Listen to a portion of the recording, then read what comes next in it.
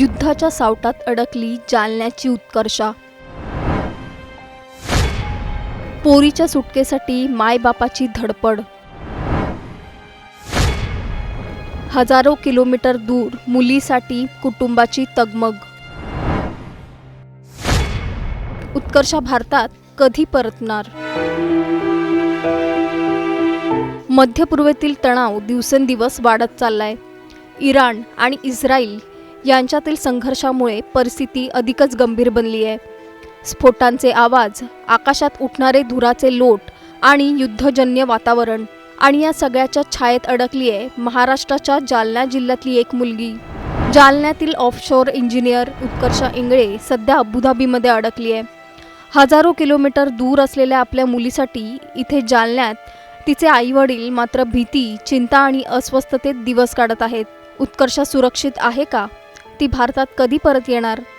याचा सविस्तर आढावा या रिपोर्टच्या माध्यमातून आपण घेणार आहोत। त्यासाठी हा व्हिडिओ शेवटपर्यंत पाहत राहा आणि टाइम्स नाऊ मराठीला लाईक, फॉलो आणि सबस्क्राईब करा।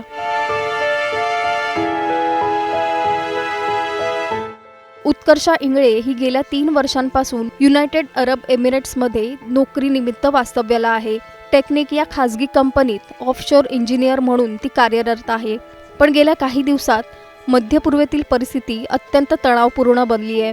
आंतरराष्ट्रीय मीडियानुसार युनायटेड स्टेट्स आणि इस्रायलने इराणवर संयुक्त हवाई हल्ले केले। या कारवाईनंतर तणाव अधिकच वाढला। राजधानी तेहरानसह अनेक लष्करी ठिकाणांना लक्ष्य करण्यात आल्याचं वृत्त आहे। विशेष म्हणजे उत्कर्षा राहत असलेल्या अबुधाबी शहराजवळच अमेरिकेचा लष्करी तळ असल्याची माहिती आहे। त्या तळावर हल्ला झाल्याचं वृत्त समोर आलंय। मोठे स्फोट, आकाशात उठणारे धुराचे लोट ही दृश्य उत्कर्षाच्या घराजवळून दिसल्याचं सांगितलं जात आहे।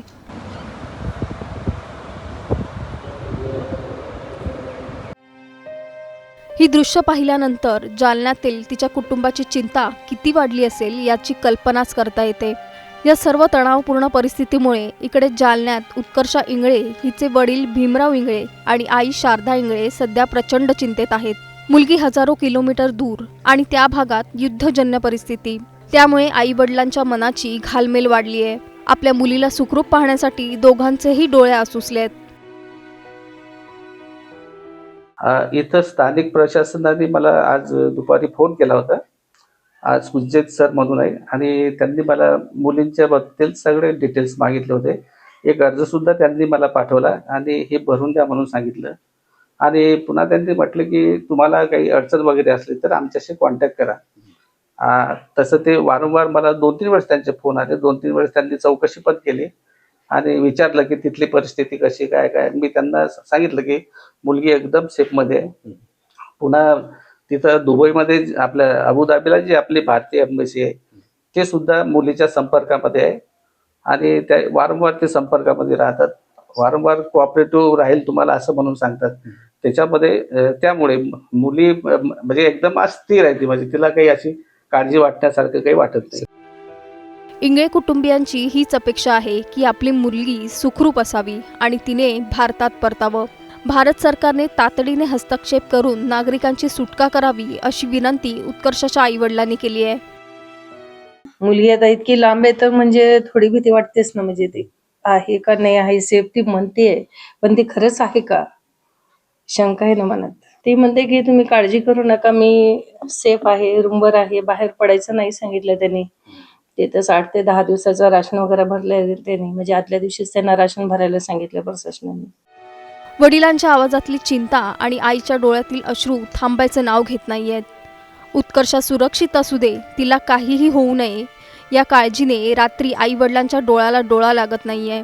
जरी उत्कर्षा सुरक्षित असल्याचं सांगत असली तरीही तणावपूर्ण परिस्थितीमुळे कुटुंबाची धडधड वाढली आहे। दरम्यान जालना जिल्हा प्रशासनाने इंगळे कुटुंबियांशी संपर्क साधलाय। परिस्थितीची माहिती घेतली असून संपूर्ण घडामोडींवर लक्ष ठेवण्यात येत आहे।